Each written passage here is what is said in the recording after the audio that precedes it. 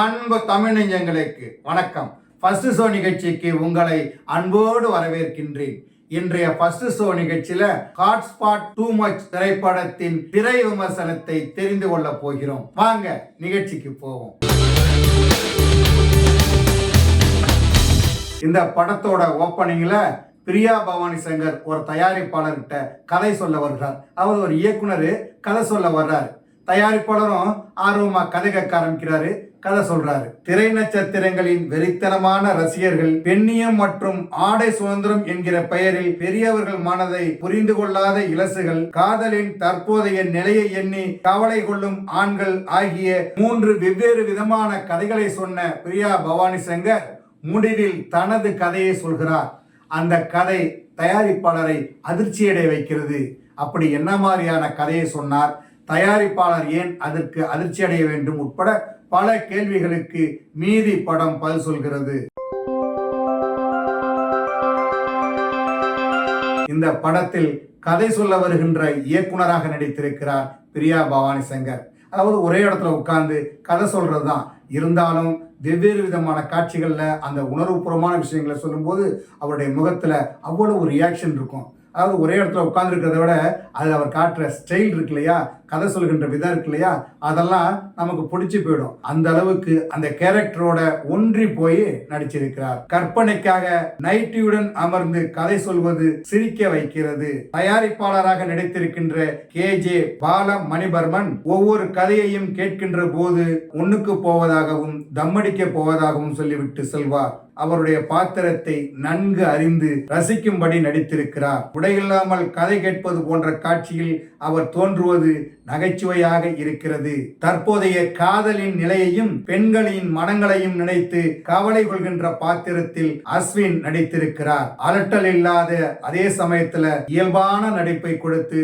அந்த பாத்திரத்தை கௌரவப்படுத்தியிருக்கிறார், அசத்தி இருக்கிறார். அவரது நண்பராக நடித்திருக்கின்ற அமரன் பல இடங்களில் சிரிக்க வைக்கிறார். இளைஞர்களுக்கு அறிவுரை சொல்லும் அழுத்தமான பாத்திரத்தில் நடித்திருக்கிறார் நடிகர் MS பாஸ்கர். அவரது நடிப்பும் வசனமும் பிரமிக்க வைக்கிறது. மகளின் நடவடிக்கைகள் மனதில் வேதனையை கொண்டு வெளிப்படுத்தும் பாத்திரத்தில் தம்பிராமையா நடித்திருக்கிறார். இடம் பொருள் ஏவல் என்று உடையில் எப்படி இருக்க வேண்டும் என்று தம்பிராமையா மகளுக்கு புரிய வைக்கிற இடங்கள் நகைச்சுவையாக இருந்தாலும் உண்மையிலேயே ரசிக்கும்படி அமைந்திருக்கிறது. பழையவர்களின் எண்ணத்தை அவரது கதாபாத்திரம் வெளிப்படுத்தியிருந்தாலும் அதில் பாதி உண்மை இருக்கிறது என்பதையும் உணர வைக்கிறார். ரசிகர்கள் பாத்திரத்தில் நடித்திருக்கின்ற ஆதித்யா பாஸ்கர், ரக்ஷன் ஆகியோர் எமோஷன் நடிப்பில் அசத்தி இருக்கிறார்கள். இயக்குனர் விக்னேஷ் கார்த்திக் இயக்குனராக வருகிறார். அவரது பேச்சும் நடவடிக்கையும் குறும்புத்தனம் கலந்தது. குசுமான பாத்திரத்தில் நடித்திருக்கிறார். அவருக்கு துணையாக நடித்திருப்பவரும் மிரள வைக்கிறார். இந்த படத்துல இவர்களை தவிர நிறைய பேர் நடிச்சிருக்காங்க. எல்லாருமே அந்த கதாபாத்திரத்திற்கு பொருத்தமாக இருந்து அவர்களது நடிப்பை வழங்கி இருக்கிறார்கள். இந்த படத்திற்கு ஜெகதீஷ் ரவி, ஜோசப் பால் 2 பேரும் ஒளிப்பதிவு செஞ்சிருக்காங்க. வெவ்வேறு விதமான 4 கதைகளை இணைக்கின்ற ஒரு அழுத்தமான திரைக்கதை. ஒவ்வொரு கதையும் ஒவ்வொரு நிறத்தில் அமைந்திருக்கிறது. அப்படி புரிந்து கொள்கின்ற வாய்ப்பாக இந்த படத்திற்கு இவர்களுடைய ஒளிப்பதிவு திறமை பயனாக அமைந்திருக்கிறது. இவர்கள் இருவரின் உழைப்பும் கலர்ஃபுல்லாக இருக்கிறது. கலை இயக்குனர் சண்முகம், படத்தொகுப்பாளர் முத்தையன் இருவரும் அவர்களது திறமையை ஒவ்வொரு பிரேமிலும் காட்டியிருக்கிறார்கள். இந்த படத்திற்கு சதீஷ் ரகுநாதன் இசையமைத்திருக்கிறார். பாடல்கள் அருமையாக இருக்கிறது. பின்னணி இசையும் நம்மளை கவனிக்க வைக்குது. காட்சிகளில் பில்டப் வரும்போது அதற்கு அவர் கொடுத்திருக்கின்ற காந்தாரா இசை ரசிக்க வைக்கிறது. ஹாட்ஸ்பாட் முதல் பாகத்தை இயக்கிய விக்னேஷ் கார்த்திக் இந்த 2ஆம் பாகத்தையும் இயக்கியிருக்கிறார்.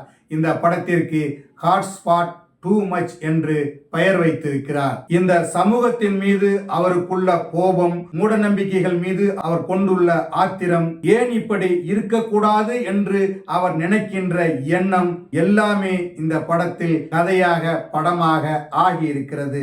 உதாரணத்துக்கு தம்பிராமையா மகள் வெளிநாட்டுல தான் வந்திருப்பாங்க. கூடவே ஒரு இளைஞரோட வந்திருப்பாங்க.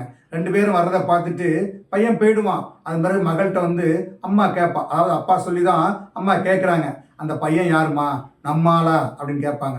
நம்மாளுதான். ஏன்னா பின்னாடி வாள் இல்லையே. அந்த இடம் சாதி வெறிக்கு எதிராக செவிட்டில் அறைந்தார் போல அழகாக சொல்லியிருக்கிறார். லிவிங் டுகெதர், பிரேக்கப் என்று பல பிரச்சனைகளையும் இந்த படத்தில் பேசி இருக்கிறார். கற்பனையாக கதாநாயகன் தப்பான போன் போட்டு 2025 2050 போயிடுவார் என்று விஜயகாந்த் ஜெயந்தி, தமிழக முதல்வர் சிவகார்த்திகேயனும் எதிர்க்கட்சி தலைவர் விஜய் சேதுபதியும் விஜயகாந்த் சிலைக்கு மாலை அணிவித்தார்கள் என்று கூறுவார். இது எதை காட்டுதுன்னா, 50 வருஷம் ஆனாலும் சரி, 100 வருஷம் ஆனாலும் சரி, சினிமாக்காரர்கள் தான் ஆட்சி செய்வாங்க, உங்க வாழ்க்கை அப்படிதான் இருக்கும் அப்படிங்கிறது தான் இதன் மூலம் சொல்ல வர்றார். இந்த படம் முழுக்க அவருடைய கேள்விகளும் அவருடைய பதிலும், அவர் இப்படி இருந்தால் இப்படி இருக்கும் என்கின்ற நல்ல பதிலையும் சொல்லி சிரிக்க வைக்கிறார். அதற்காக கிளைமாக்ஸில் கதாநாயகனின் பிள்ளைக்கு வேறொருவர் தந்தை என்பதை ஏற்க முடியவில்லை. இருப்பினும் பொழுதுபோக்கை விரும்பும் இளம் ரசிகர்களுக்கு இந்த படம் ரொம்ப பிடிக்கும், ரசித்து பார்ப்பார்கள். ஏனென்றால் காலத்தை நையாண்டி செய்கின்றது தானே இந்த கதை, அதனால அவர்களுக்கு ரொம்ப பிடிக்கும். என்ன நேயர்களே, ஹாட்ஸ்பாட் டூ மச் திரைப்படத்தின் திரை விமர்சனத்தை தெரிந்து கொண்டீர்களா? சரி, தமிழ் வலைக்காட்சியை தொடர்ந்து பாருங்கள். தமிழ் வலைக்காட்சியை லைக் பண்ணுங்க, ஷேர் பண்ணுங்க, கமெண்ட் பண்ணுங்க, சப்ஸ்கிரைப் பண்ணுங்க.